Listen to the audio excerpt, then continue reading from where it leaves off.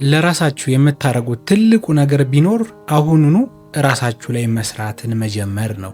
ብዙዎቻችን አሁን ላይ በተለይ ባለንበት እድሜ ላይ ብዙ ጊዜ የማናደርገው ነገር ምንድነው? ቆም ብለን አሁን ያለንበትን ህይወት መጠየቅና መገምገም ነው። ይህንንም ብዙ ሰው ራስ ላይ ስራ፣ ራስ ላይ ኢንቨስት አድርግ ሲባል ሰምታችሁ ሊሆን ይችላል። ይሄ ትልቅ የሆነ ቁም ነገር ነው። እናንተም ይህን ቪዲዮ የምትከታተሉ ሰዎች በህይወታችሁ ላይ ቆም ብላችሁ እንድታስቡ ፈልጋለሁ። ራሳችሁ ላይ መቼ ነው የሰራችሁት? ራሳችሁ ላይ መስራት ማለት በሁለት መንገድ ከፍዬ አየዋለሁ። አንደኛ በየቀኑ እናንተ ህይወታችሁን ለማሻሻል የምታደርጓቸው ነገሮች ምንድን ናቸው?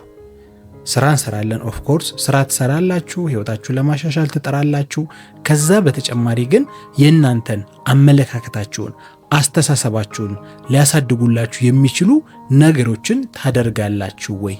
መጽሐፍትን ሊሆን ይችላል የምታነቡት፣ ወይም ደግሞ ስኬታማ የሆኑ ሰዎችን አመለካከታቸውን እንዴት ስኬታማ እንደሆኑ የሄዱበትን መንገድ ማወቅ ሊሆን ይችላል። ቪዲዮዎችን መመልከት ሊሆን ይችላል። ፖድካስቶችን ማየት ሊሆን ይችላል። ስለዚህ በየቀኑ የምታደርጉት እያንዳንዱ ነገር እናንተን ወይ የሚጠቅማችሁ ነው ወይ ደግሞ የሚጎዳችሁ ነገር ነው። ስለዚህ ቆም ብላችሁ ራሳችሁን ጠይቁ። በየቀኑ 24 ሰዓት ለሁላችንም እኩል ተሰጥቶናል። ስለዚህ ከነዚህ ከተሰጡን 24 ሰዓቶች ውስጥ ምን ያህሉን ጊዜ ለእኔ የሚጠቅመኝን፣ የሚረባኝን፣ የወደፊት ህይወቴን፣ አመለካከቴን፣ ስራዬን የሚያሻሽልልኝ ነገር ላይ ኢንቨስት እያደረግኩ ነው፣ ጊዜ እየሰጠው ነው ብላችሁ ራሳችሁ እንድትጠይቁ ፈልጋለሁ። አሁን ላይ ደግሞ ካወቃችሁበት ዘመኑ ምርጥ ጊዜ ነው። እያንዳንዱ ነገር ቴክኖሎጂው፣ አርቲፊሻል ኢንተለጀንሱ፣ ሁሉን ነገር እኛ ከተጠቀምንበት በቀላሉ ስልካችንን ተጠቅመን ኮምፒውተራችንን ተጠቅመን የምንፈልገውን ነገር በደቂቃ ውስጥ ማግኘትና መማር እንችላለን። ስለዚህ ትልቁ ጥያቄ እናንተ የሚጠቅማችሁን ነገር እያደረጋችሁ ነው ወይ? ለህይወታችሁ፣ ለነገ ስኬታችሁ፣ ህይወታችሁን የምታሻሽሉበትን፣ አመለካከታችሁን የምታሰፉበትን ነገር እያደረጋችሁ ነው ወይ? ትልቁ ጥያቄ። ምክንያቱም በጭንቅላታችን ውስጥ በአእምሯችን ውስጥ ሁለት አይነት ተኩላዎች አሉ። አንደኛው መልካም ስራ እንድትሰሩ፣ ጥሩ ሰዎች እንድትሆኑ፣ መልካም አመለካከት ያላችሁ ሰዎች እንድትሆኑ፣ ለሰዎች ፍቅር እንዲኖራችሁ፣ ለሰዎች ርህራሄ እንዲኖራችሁ የሚያደርጋችሁ ተኩላ ነው። ሁለተኛው ተኩላ ደግሞ በተቃራኒ የሆነ ክፉ እንድትሆኑ፣ ጨካኝ እንድትሆኑ፣ ለሰዎች እንዳታዝኑ፣ ለሰዎች ርህራሄ እንዳታሳዩ፣ የተለያዩ መጥፎ ነገሮችን እንድታስቡ፣ ለሰዎች እንዳታዝኑ፣ በቃ መጥፎ የሚባሉ ነገሮችን እንድታደርጉ የሚገፋፋችሁ ተኩላ ነው። ስለዚህ በሁላችንም አእምሮ ውስጥ መልካም ስራ እንድንሰራና መጥፎ ስራ እንድንሰራ የሚገፋፉን ሁለቱ ተኩላዎች አሉ። ስለዚህ የትኛውን ተኩላ ነው እየመገባችሁት ያላችሁት? እያንዳንዱ ቀን መልካም ነገሮችን የምታዩ ከሆነ፣ ለህይወታችሁ የሚጠቅማችሁ ነገሮች የምታደርጉ ከሆነ፣ የሚጠቅማችሁን መጽሐፍት የምታነቡ ከሆነ፣ የሚጠቅማችሁን ቪዲዮዎች የምትመለከቱ ከሆነ በእርግጠኝነት መልካም የሆነውን ተኩላ፣ በአእምሮአችሁ ውስጥ ያለውን ተኩላ እየመገባችሁት ነው። ያ ማለት ከጊዜ ብዛት ያ ነገር በተደጋገመ ቁጥር ማንነታችሁ ይሆናል ማለት ነው። ማንነታችሁ ሆነ ማለት ደግሞ ያ ነገር በተግባር መገለጥ ይጀምራል። ስለዚህ ዛሬ በእያንዳንዱ ቀን ስልካችሁ ላይ የምታዩት ቪዲዮ፣ መንገድ ላይ ስትሄዱ የምታዩት ነገር፣ የምታነቡት ነገር፣ የምታዩት ፊልም፣ ኤቭሪቲንግ በህይወታችሁ ላይ እያንዳንዱ ተጽዕኖ አለው። ወይ መልካም እንድትሆኑ ያደርጋችኋል፣ ወይ ደግሞ መጥፎ እንድትሆኑ ያደርጋችኋል። ስለዚህ ቆም ብላችሁ ህይወታችሁን እንድትመረምሩ ትፈልጋለሁ። በየቀኑ በ24 ሰዓት ውስጥ የማደርገው ነገር ምንድን ነው? ለነገ ህይወቴ የሚጠቅመኝን፣ ህይወቴን እንዳሻሽል የሚያደርገኝን፣ የተሻለ ሰው እንዲሆን የማደርገኝን ነገሮች ነው እያደረግኩ ያለሁት? ወይስ ደግሞ የማይረባኝን ነገሮች ዝም ብዬ ስልኬ ላይ ገብቼ ቲክቶክ ላይ ገብቼ ስክሮል እያደረግኩ የሰውን ቪዲዮ እየተመለከትኩ የሚጠቅመኝንም የማይጠቅመኝንም ወደ አእምሮ እያስገባው ነው ብላችሁ እራሳችሁን ጠይቁ። ምክንያቱም ዛሬ ላይ አስተውላችሁ ህይወታችሁን ካልመረመራችሁና የምታደርጉትን እያንዳንዱን ተግባሮች ካልመረመራችሁ ከነገ ወዲያ ከዓመት በኋላ ያ ዛሬ የምታዩት ነገር ማንነታችሁ ይሆናል። ማንነታችሁ ሆኖ በተግባር መገለጥ ይጀምራል ማለት ነው።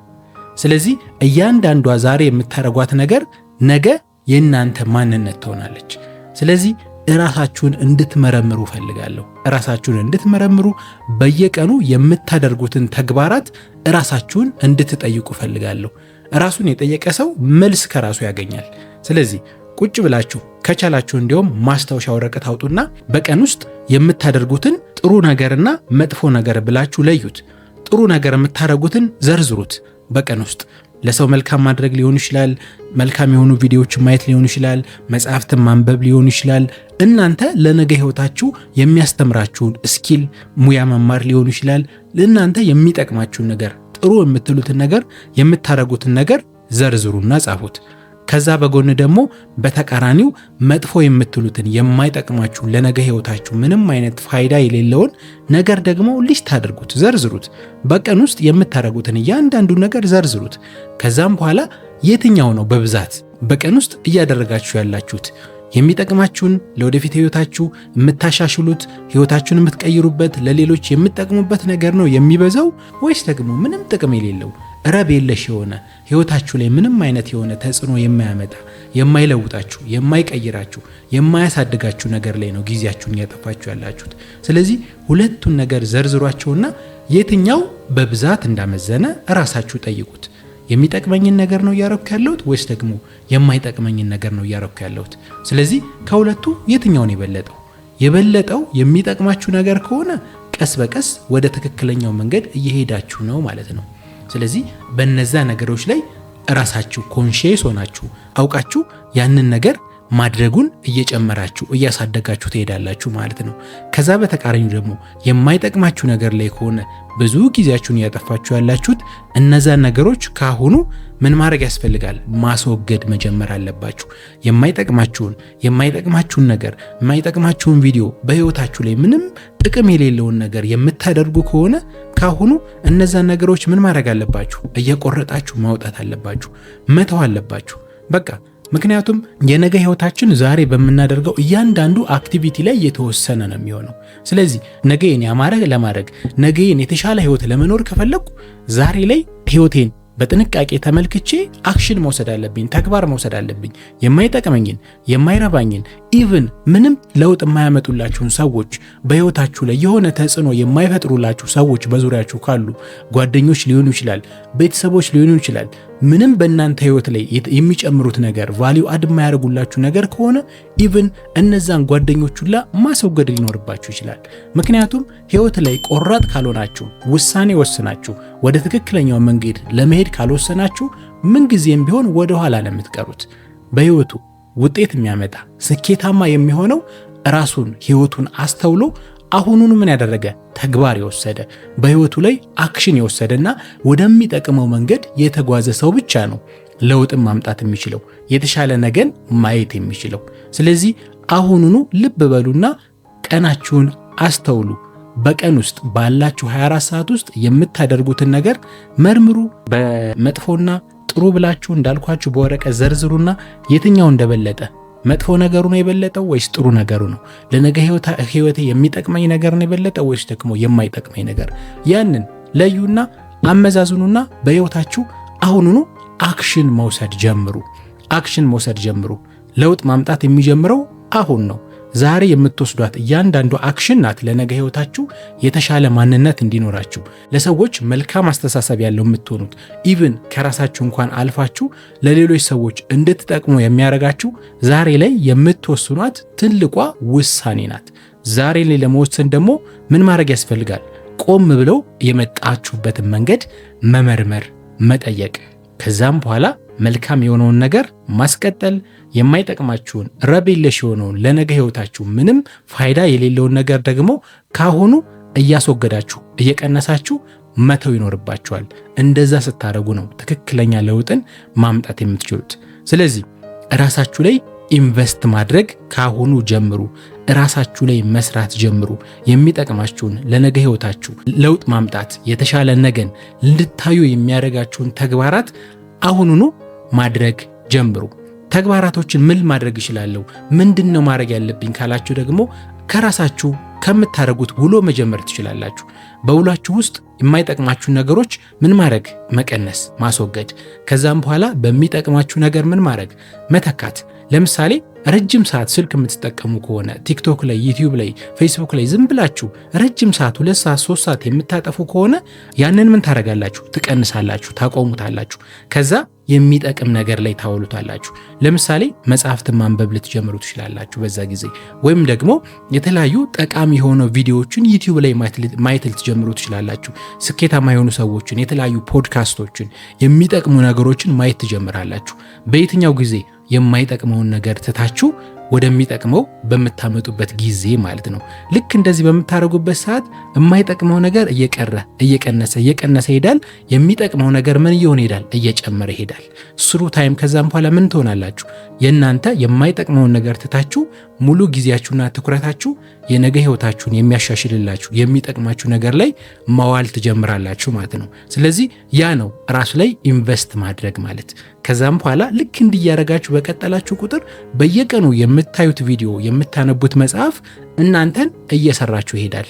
አመለካከታችሁን፣ አስተሳሰባችሁን፣ ያ ደግሞ ቀስ በቀስ በየቀኑ የምታረጉትን ተግባር ሼፕ እያደረገው ይሄዳል።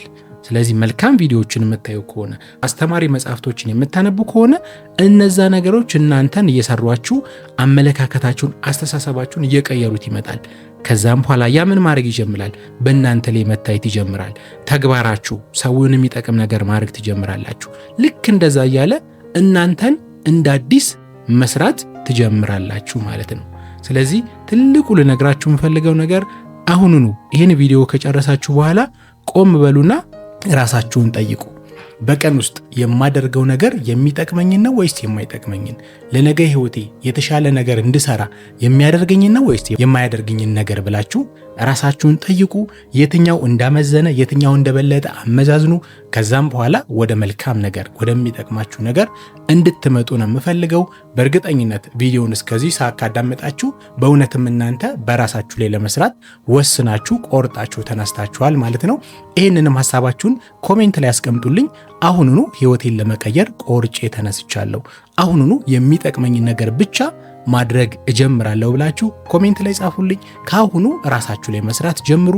ከዛም በኋላ በየቀኑ እየታደሳችሁ አዲስ ማንነት፣ አዲስ አመለካከት ህይወታችሁን የሚቀይረውን ነገር ማድረግ ትጀምራላችሁ ማለት ነው። አሁኑኑ ተነሱ። ለውጥ ከዛሬ ይጀምራል ማለት ነው።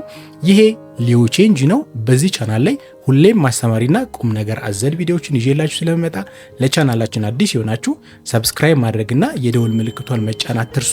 ለሌሎች እንዲደርስ ደግሞ ይሄ ቪዲዮ ሼር ማድረጋችሁን አትርሱ።